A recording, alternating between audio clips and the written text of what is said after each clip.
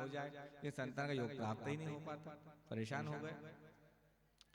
उन्होंने ये विचार किया चलो संतान नहीं हो तो एक गौ माता को लाया जाए, उस गौ माता से जो बछड़ा होगा उसी को अपनी संतान मानकर उसी की सेवा करूंगा।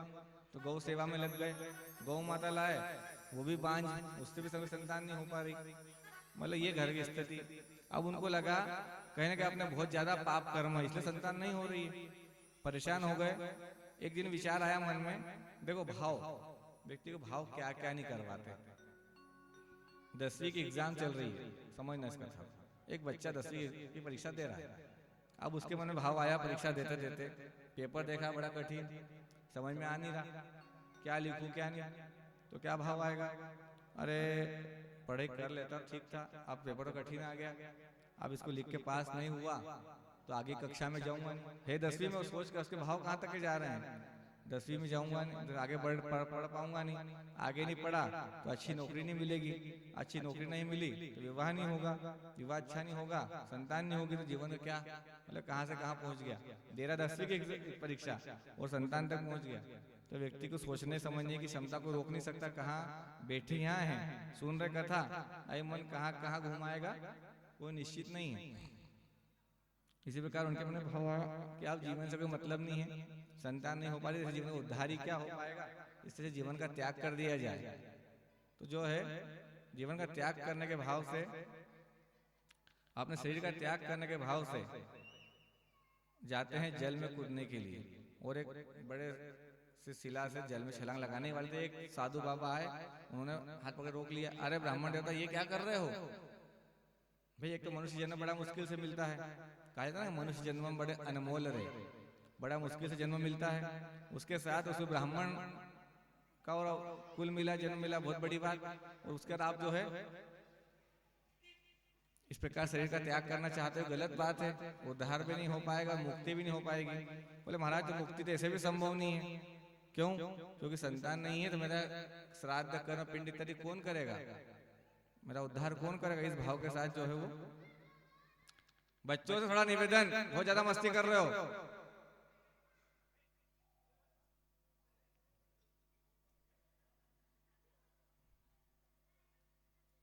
तो मुक्ति तो ऐसे भी नहीं हो पाएगी महाराज क्योंकि संतान ही नहीं है।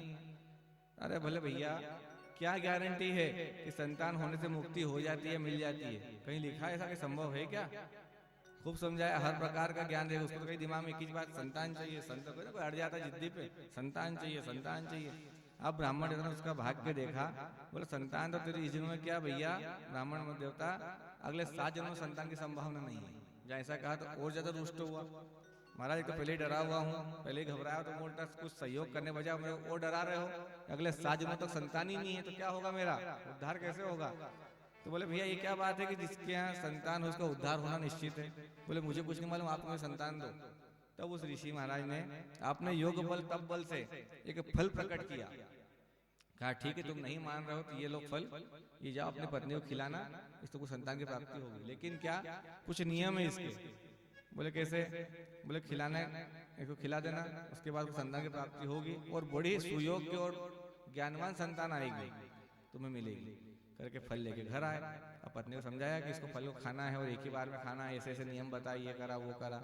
अब वो तो थेरी धुंधरी देवी, वो फल कहाँ खाए, सोचा फल खाऊं, फल खाने के बाद कहीं गर्भवती हो गई तो पूरा शरीर खराब, और जो कष्ट जो पीड़ा होगा जो माता को होती है वो सब पीड़ा मुझे होगी।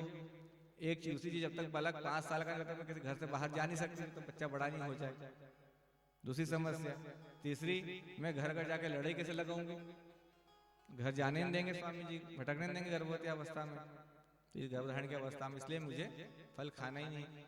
वो फल की टेंशन, अपनी बहन को बुलाया, उसकी बहन मिलने आई घर पे, बोले बहन क्या बात इतनी चिंता में क्यों बैठी हो, अरे बोले क्या बताऊं, पति देव गए ने ऐसा सब कहानी बताइए, फल लेके आए हैं। चिंता मत कर, मैं मुझे अभी 1 ही महीना हुआ है, मैं गर्भवती हूँ, तू एक काम कर, या पति देव को बोल मैं फल खाऊंगी, लेकिन फल खाने के बाद मैं जब गर्भवती हो जाऊंगी तो संतान को जन्म अपनी बहन क्या दूंगी, क्योंकि यहाँ मैं अकेली हूँ, मैं देखभाल कौन करेगा, इस बहाने से मेरे यहाँ आ जाना, वहाँ रहना, जब मेरे संतान हो जाएगी मुझे इस बालक को लेकर संतान को लेके आ जाना, बोलना ये रही संतान। कैसा उपाय है, बोले 1 नंबर। बढ़िया। बोले इसके बदले तुम्हें क्या चाहिए? बोले मेरे पहले से 8 हैं। बहन कितनी संतान थी? 8 पुत्र पहले से थे, तो 8 पहले से ही, 9वां आ रहा है। तो एक काम करना ना, 8 को खिलाने की व्यवस्था नहीं है और तेरे यहाँ धन की कमी नहीं है, मेरा धन है ही नहीं, थोड़ा बहुत मुझे दे देना तो मैं 8 को पाल लूंगा। बोले ठीक है। आप बहनों बहनों में सेटिंग हो गई, आपस में चर्चा हो गई, इस प्रकार से उन्होंने अपना बनाया। अब फल क्या करें? बोले गाय माता खिला दे, गाय खा जाए। गाय की टोकरी में फल डाल दिया, बोले हाँ खा लिया फल। मैंने पति को समझा दिया, उस प्रकार बताया। अब वो तो चली गई। थोड़े समय बाद बहन क्या, इधर गौ माता को भी संतान होती है, उधर उसको भी, दोनों को पुत्र हुआ। अब जो गौ माता को संतान हुई उसकी कैसे? क्योंकि फल खाने से हुई थी और संत के तब बल से हुई थी संतान, तो वो कैसा हुआ? मनुष्य। लेकिन कान जो उसके थे वो काय के थे? गाय के जैसे, बछड़े के। अब जब दोनों संतानें हुई तो ब्राह्मण बड़े प्रसन्न हुए, वाह भगवान, देता छप्पड़ फाड़ के दिया, तो एक ने दिया, साथ साथ दो दे दिए, वो भी दोनों मनुष्य बालक। बड़े खुश, बड़े प्रसन्न। अब दोनों का नामकरण करना, तो कहते हैं नामकरण हम करेंगे, हम ब्राह्मण हैं, हम आचार्य हैं। बोले जो भी हो, लेकिन नाम तो मैं ही रखूंगी, मैं माँ हूँ उसकी, तो मैं इस बालक का नाम नहीं रखूंगी, गौ वाले का नाम तुम रखा करो। ठीक है। उन्होंने गौ जैसे कान का ये वो देख करके उनका पोथी पंथा खोला, तो नाम रख दिया गोकर्ण। बोले इसका नाम? बोले मैं इसकी माँ हूँ, मैं धुंधरी, मेरा पुत्र धुंधकारी। नाम का प्रभाव पड़ता है। पुत्र का नाम क्या रखा? धुंधकारी। अब वो धुंधरी, नाम धुंधकारी। अब पुत्र हो गया। दोनों बालकों अब पालन पोषण होने, दोनों बड़े होने लगे धीरे धीरे। अब थोड़े बड़े होते होते आए, कुछ समय बीतने लगा। अब जैसा नाम था गोकर्ण, वैसा काम भी था कि बड़े भक्ति भाव, प्रेमी और ज्ञानवान, अथाह ज्ञान के समुद्र। फटाफट जल्दी शिक्षा भी ग्रहण करना प्रारंभ करी। ये पक्का, ये सर्वगुण संपन्न, ये सर्व अवगुण संपन्न। दोनों भाई में अंतर क्या? एक भाई सर्वगुण संपन्न, दूसरा भाई सर्वगुण असंपन्न, मतलब संपन्न। उसमें सारे अवगुण है, इसमें सारे गुण है। इस प्रकार दोनों भाइयों का पालन पोषण होने लगा। अब जैसे गोकर्ण महाराज बड़े हुए, शिक्षा के लिए उनको भेज दिया गया विद्यापीठ, जाके वहाँ शिक्षा ग्रहण करने लगे। ये तो भाई ऐसा ही कि पढ़ने में लिखने में। जैसे समय बढ़ता चला गया, युवावस्था हुई, इसके सारे सब अवगुण थे, वही गुणों के अनुसार पिता से विवाद करना, पैसा मांगना, झगड़ा करना। इस प्रकार पिता ने गुस्से में आकर वन में चले गए, घर बार छोड़ दिया, वन में तपस्या के लिए चले गए। ये कथा यहाँ ये समझाती है कि संतान के भरोसे नहीं रहना, ये मेरा उद्धार कर देगी। जो भी करना है स्वयं कर लो, करे नहीं करे क्या पता। बहुत से लोगों में भावना रहती है मेरा अभी इतना सा है, बड़ा होकर इसको ऐसा बनाऊंगा, बहुत बड़ा डॉक्टर बनाऊंगा, इसको इंजीनियर बहुत बड़ा बना दूंगा, फिर ऐसा करेगा और सब करेगा। आपकी अच्छी सोच है, वो बिल्कुल करेगा, आगे बढ़ेगा, खूब पैसा कमाएगा, धन कमाएगा, अच्छी बात है, लेकिन तुम्हारा उद्धार करेगा नहीं करेगा क्या गारंटी? तो जो भी हो जाए अपने हाथ स्वयं। सिर्फ कथा का भाव अपना ये है कि अपने हाथ से स्वयं, अपने हाथ से करते चले। अब वो दोनों बड़े हुए, अब पिता चले गए वन में। एक दिन धुंधुकारी को बड़ा नशा चढ़ा हुआ था, तो माँ से पैसे मांगता है, माँ ने पैसे नहीं दिए, तो विवाद में माता पे हाथ उठा दिया और माँ की हत्या हो गई, मृत्यु हो गई, हत्या कर दी।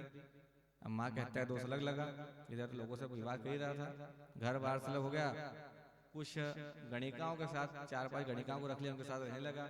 अब उसे धन की बात करती, जाके एक प्रकार से धन लेने के लिए लूटमार मचाता, वो धन लेकर आता।